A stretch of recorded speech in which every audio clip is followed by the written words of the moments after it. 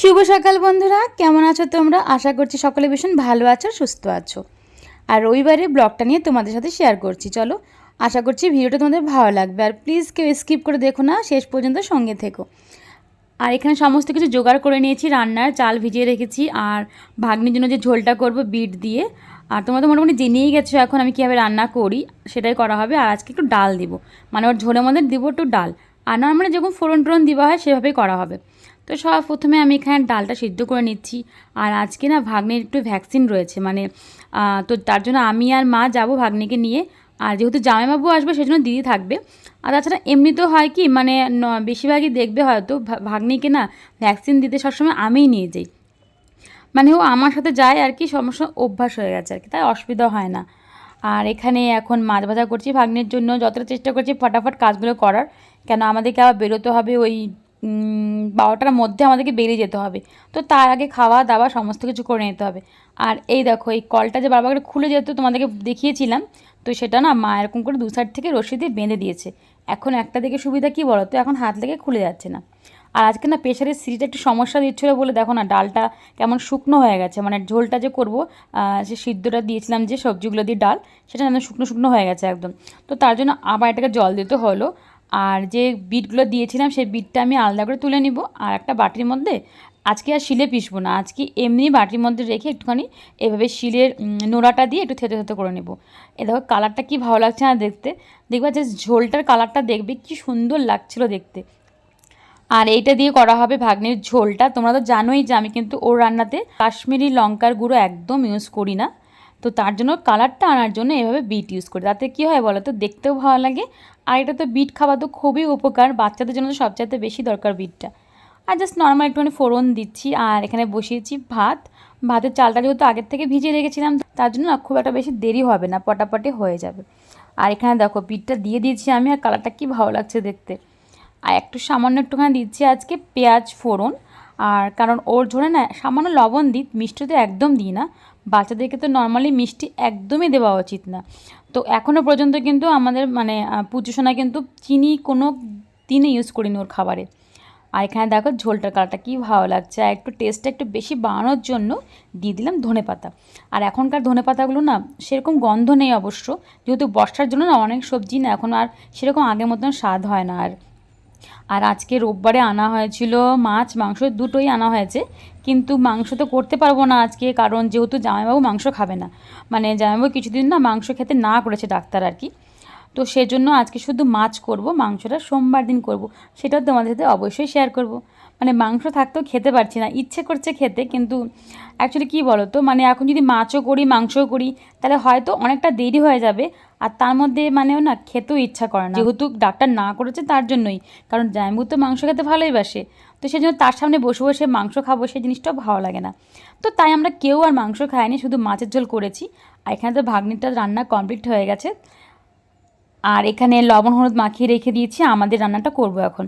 তো সেরকম খুব বেশি রান্না করা হয়নি, শুধু মাছের ঝোল করেছিলাম আর ডাল করেছি, সেটা তোমাদের শেয়ার করা হয়নি। ডালটা করেছিলাম যে এরকম করি আমি আর কি, সাধারণত ওই পেঁয়াজ রসুন ফোড়ন দিয়ে সেভাবে ডালটা করেছিলাম, তাই আর নতুন করে শেয়ার করিনি।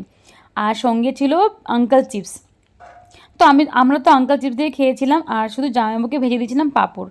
তো তার জন্য এখানে এখন ঝোলটা রান্না করে দিচ্ছি, একদম হালকাভাবে করা হবে, কারণ বেশি তেল মশলা জামাইবাবুর খাওয়া একদম বারণ করে দিয়েছে ডাক্তার। আর এখানে আমি একটু কাশ্মীরি লঙ্কা গুঁড়ো আজকে ইউজ করছি, কারণ যেহেতু তোমরা তো জানোই নর্মালি হলে কী হয় বলো তো, অন্যদিন হলে পরে আমি হয়তো ওই ভাগ্নির ঝোলের মধ্যে আমাদের মাছটা দিয়ে দিতাম, কারণ এর আগেও আমি ওইভাবেই রান্না করেছি। কিন্তু যেহেতু আজকে তো জামাইবাবু খাবে, তো তো সেই জন্য না আজকে একটু অন্যরকমভাবে করছি আর কি, মানে কাশ্মীরি লঙ্কার গুঁড়ো দিলাম। এই ক্ষেত্রে আর মানে আলাদা করেই করতে হচ্ছে। যদি আমরা খেতাম তাহলে তো এক জায়গাতেই নিয়ে নিতাম সমস্ত কিছু। তো এরকম করে ঝোলটা না খারাপ হয় না, খেতে ভালোই লাগে। কিন্তু হ্যাঁ, ধনেপাতা ছাড়া কিন্তু এটা ভালো লাগবে না, ধনেপাতা দিলে পরে না গন্ধটা সুন্দর লাগে। আর নাহলে সাধারণত নর্মাল অতটা ভালো লাগে না সত্যি বলতে।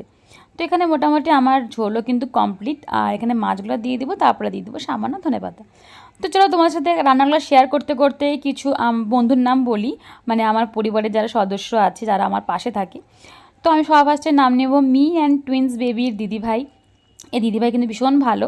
তো তোমরা তো মোটামুটি যারা আমার সাথে যুক্ত আছো তারা দিদিভাইয়ের সাথে যুক্ত আছো, তবে নতুন যারা রয়েছো আমার পরিবারে তাদেরকে বলছি তোমরা চাইলে কিন্তু এই দিদিভাইয়ের পাশে থাকতে পারো।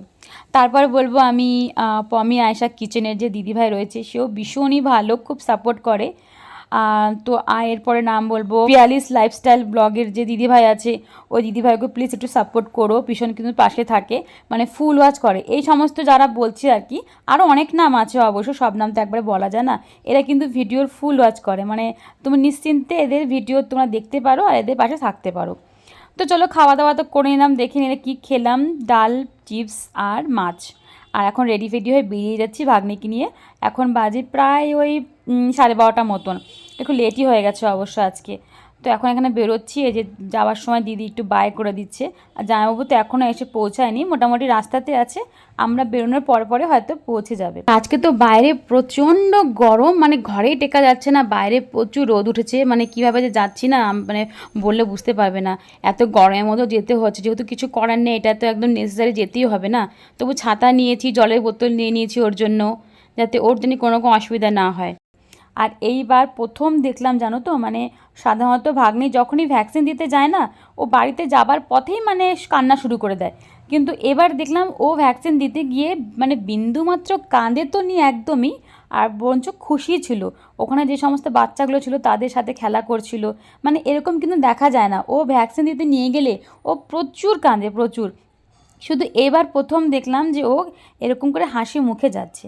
আর এই যেখানে আমরা ভ্যাকসিন দিতে গেছি এটা কিন্তু মানে পে করতে হয় আর কি টাকা, এটা কিন্তু ফ্রি অফ কস্ট না, এটা কিন্তু সরকারি না, এটা কিন্তু প্রাইভেট।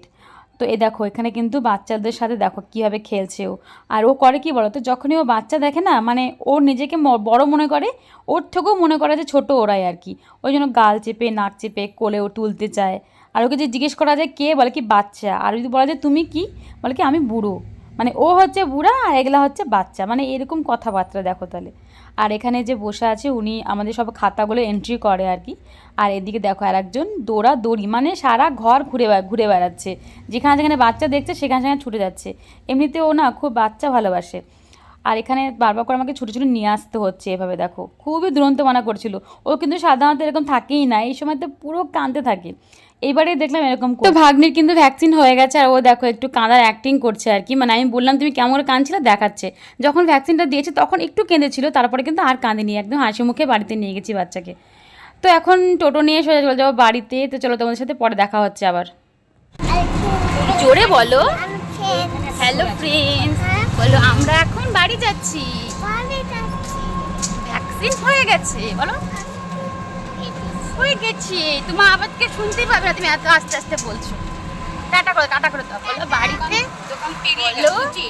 বলো বাড়ি যাচ্ছি, টাটা। তো বাড়ি যখন এসে গেছি তখন দেখি জামাইবাবু অলরেডি চলে এসেছে, আর এখানে ফ্রেশ হয়ে এখানে দেখো ভাগ্নি খেলা করছে বাবার সাথে। আর জামাইবাবু না দিদির জন্য ফোন নিয়ে এসেছিলো, অ্যাকচুয়ালি কেনা হয়েছিল আগেই, কিন্তু সানডে না হলে তো জামাইবাবু আসতে পারবে না, তো তার জন্য সে ফোনটা নিয়ে এসেছে।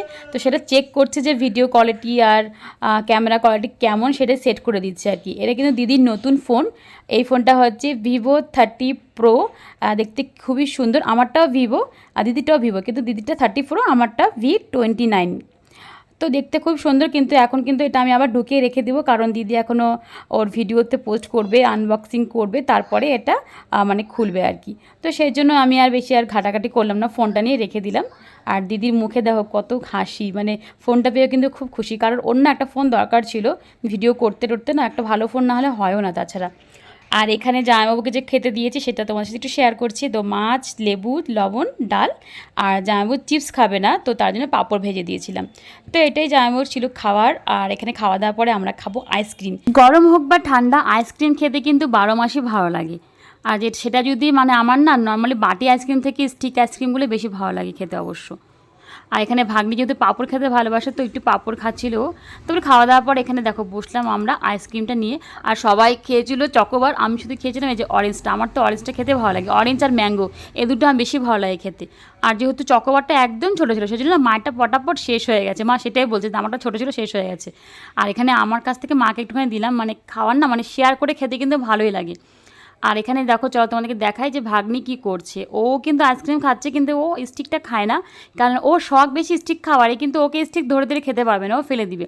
তো তার জন্য ওকে সবসময় বাটিটাই খাওয়ানো হয়, কিন্তু ও যতই বাটি খাক না কেন আমাদের সবার কাছ থেকে একটু একটু করে ওকে আবার দিতেও হবে। তো এখানে জামাইবাবু খাচ্ছে চকোবার, দিদি ভাগ্নিকে খাইয়ে দিচ্ছে। প্রচণ্ড গরমের জন্য না ভাগ্নির সারা গায়ে ঘামাচি উঠে গেছে আবার, তো তার জন্য না ওকে একটু খালি গায়ে রাখতে হয়েছে। হয়তো এটা ঠিক না রাখাটা ভিডিওতে, কিন্তু কিছু করার নেই, ওর শরীরটাও তো দেখতে হবে আমাদেরকে। তাহলে আজকের মতন ভিডিওটা এখানেই রাখছি। কেমন লাগলো অবশ্যই জানিও, ভালো লাগলে লাইক করে দিও। তাহলে চলো ঠান্ডা ঠান্ডা কুল কুল দিয়ে ভিডিওটা শেষ করছি। ভালো থেকো সবাই, সুস্থ থেকো। নতুন কোনো ব্লগ ভিডিও নিয়ে আবার হাজির হয়ে যাবো।